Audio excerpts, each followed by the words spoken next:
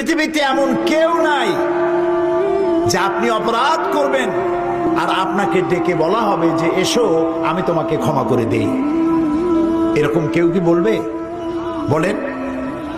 আমরা যদি আমাদের বাপের সাথে বেয়াদবি করি, আল্লাহ না করুক, মায়ের সাথে বেয়াদবি করি, মা বাপ কি বলবে যে আয় বেটা তোরে মাফ করে দেই, আয় মাফ চা, মাফ করে দেব? বলবে?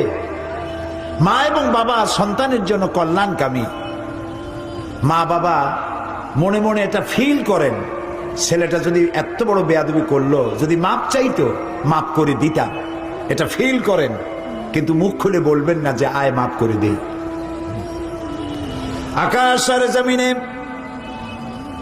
একমাত্র সত্তা যার নাম আল্লাহ রব্বুল আলামিন। বান্দা গুনাহ করে, আল্লাহ রব্বুল আলামিন বলেন আয় যত গুনাহ করেছিস ক্ষমা চা, আমি মাফ করে দেব। মানুষ গুনাহ করবে আর আল্লাহ তাআলা ক্ষমা করবেন, কারণ তার নাম হচ্ছে রহমান রহিম।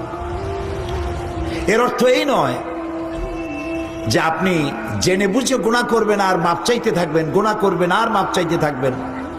এক পর্যায়ে মনে করবেন যে গুনাহ করি নেই, তারপরে বুড়া বয়সে মাপ চাই নেব।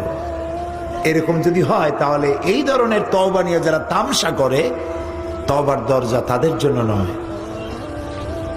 তবে আল্লাহ তাআলা হচ্ছেন মেহেরবান, তিনি মানুষের তওবার দরজা খোলা রাখবেন সূর্য যতদিন পর্যন্ত পশ্চিম দিক থেকে উদয় না হয় ততদিন পর্যন্ত তওবার দরজা খোলা থাকবে। এক।